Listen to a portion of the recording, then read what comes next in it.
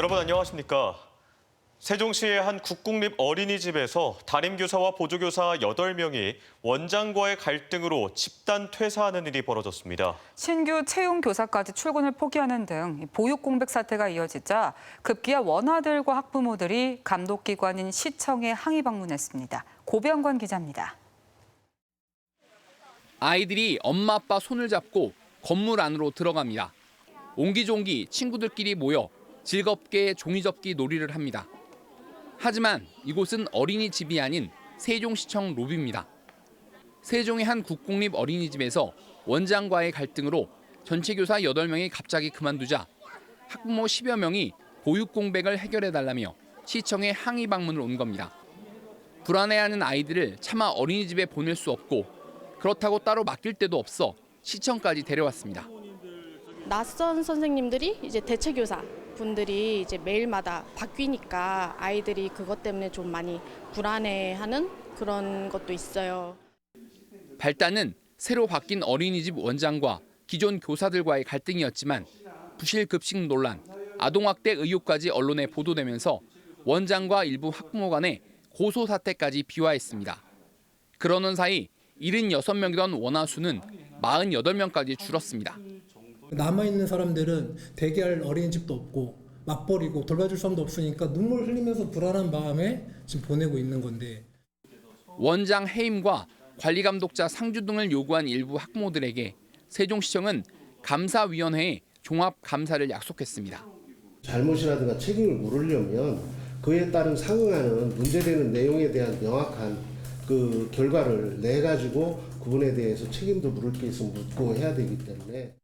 그러나 어린이집 원장 측은 변호사를 통해낸 입장문을 통해 자신과 어린이집에 제기된 온갖 의혹은 근거 없는 허위 사실이거나 사실 왜곡이라고 해명했습니다. 또 이번 사태로 어린이집 운영에 심각한 타격을 입었고 자신도 신체적, 정신적으로 엄청난 피해를 보았다며 추가로 법적 조치를 하겠다고 밝혔습니다. MBC 뉴스 고병관입니다. 천안 천흥사지가 고려 초기 호서 지역의 최대 규모 왕실 사찰로 추정된다는 조사 결과가 나왔습니다. 일부만 발굴했는데도 건물지 20여 동이 확인되는 등 규모가 상당했을 것으로 보이는데요. 천안시는 사적 지정도 추진할 계획입니다. 김광현 기자의 보도입니다. 지난 2019년부터 두 차례에 걸친 발굴 조사에서 고려시대 왕실 사찰로 추정되는 유물들이 발견된 천흥사지 터입니다. 3차 조사 결과 이곳이 고려 초기 호서 지역 최대 규모의 왕실 사찰이었던 것으로 추정됩니다. 일부만 조사했는데도 건물지 20여 동이 발견될 정도로 일단 규모가 상당했을 것으로 보이고 건물지의 형태도 구역별로 구분이 되고 사역이 점차 확장됐던 다원식 가람 배치가 확인됐습니다. 5분의 1도 채 조사가 되지 않았습니다. 20여 개의 건물지들이 많이 확인되는 걸로 봐서는 이 중서부 지역에서는 최고의 규모의 사찰이 아니었나 싶습니다. 왕실과의 연관성을 보여주는 청동 소탑 등 다양한 유물이 발견됐고 본존부를 모신 중심 건물은 석재를 정교하게 다듬는 등 전문가들이 참여했음을 짐작케 합니다.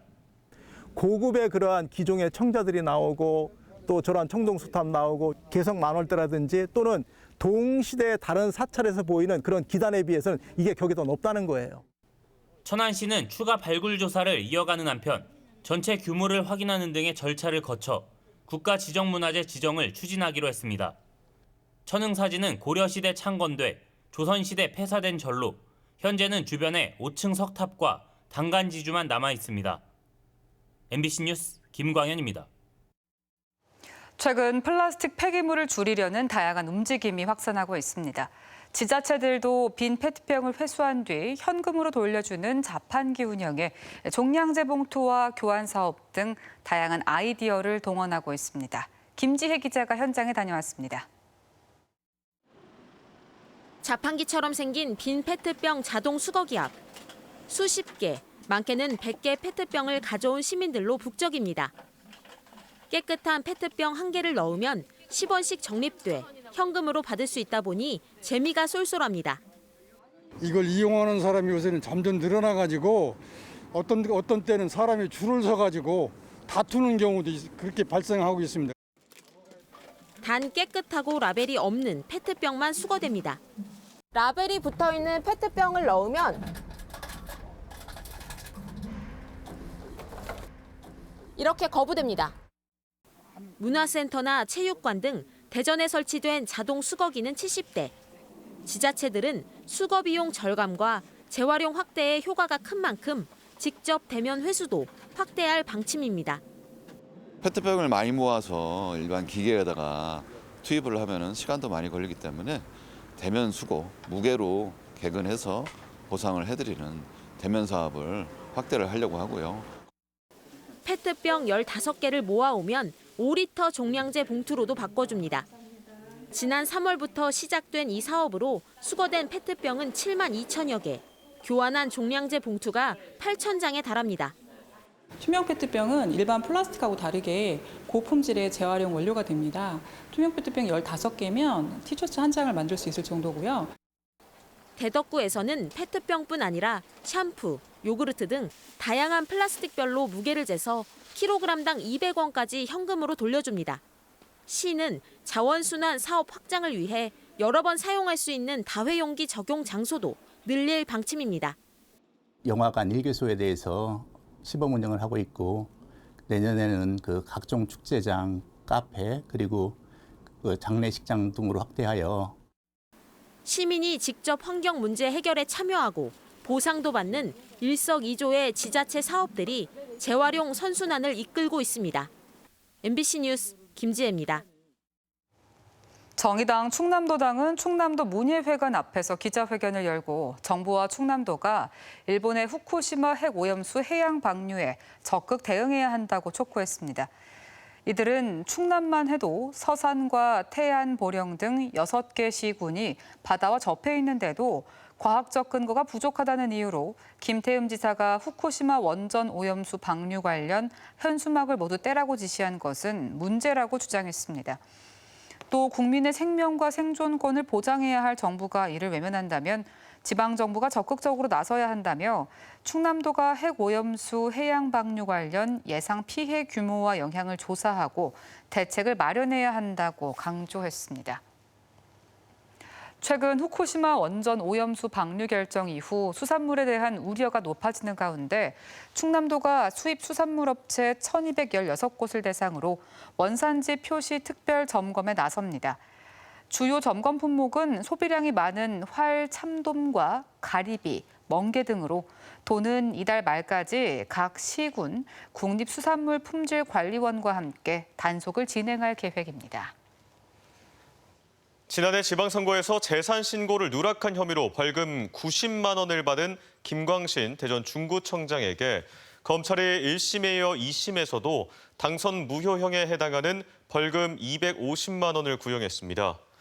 대전 고법 형사 1부 심리로 열린 김 구청장의 항소심 결심 공판에서 검찰은 피고인이 실수로 누락한 것이라고 주장하지만 공직자로 25년이나 재산 신고를 해오면서 6억 원이나 되는 토지 매매 대금에 대해 정확한 신고 방법을 확인하지 않았다는 것은 말이 되지 않는다고 지적했습니다. 또 선거 당시 부동산 투기 문제는 당락을 좌우할 정도였다며 선거에 실질적 영향을 미쳤을 것이라고 덧붙였습니다. 이에 대해 김 구청장 측은 해당 부동산은 투기가 아닌 주거용이고 선거 당시 투표율 격차도 컸다는 점을 고려해달라고 변론했습니다. 더불어민주당 대전시당이 성명을 내고 시의회, 국민의힘 일부 의원들이 겸직을 통해 이권에 개입한 의혹이 있다며 비판했습니다. 대전시당은 국민의힘 정명국, 김성광 의원이 각각 컴퓨터 기기와 행사 업체를 운영하면서 이권 개입 의혹으로 비치는 의정 활동을 하거나 출신 대학의 계약을 따냈다고 지적했습니다. 또 대전시 의회 의원 절반인 11명이 영리성 있는 단체의 직을 겸하고 있다며 오해를 받지 않기 위해서는 직을 사임하거나 휴업해야 한다고 주장했습니다. 한편 김성광 의원과 정명국 의원은 각각 정당한 의정 활동을 방해하려는 허위 사실, 공개 입찰로 따낸 정당한 결과라며 의혹을 부인했습니다. 김기웅 서천군수가 대통령 관저 이전 개입 의혹 등 논란이 제기됐던 역술인 천공과 최근 한산모시 문화재에서 차담을 가진 사실이 확인되면서 파장이 커지고 있습니다. 더불어민주당 충남도당은 성명을 내고 김 군수가 천공과 차담을 가진 것은 단체장으로서 부적절한 처신이었다고 비판했고, 또 논란이 일자 천공을 몰랐다는 해명 역시 납득이 되지 않는다며 국민들에게 사죄해야 한다고 주장했습니다. 김 군수는 천공과의 차담회가 논란이 되자 천공이 누군지 몰랐고 지역 주민 소개로 차를 마신 것뿐이라고 해명한 것으로 전해졌습니다. 전국 학교 비정규직 노조 대전지부가 무기한 파업에 돌입한 지 한 달이 지났지만 대전시 교육청과 이견을 좁히지 못하고 농성을 이어가고 있습니다.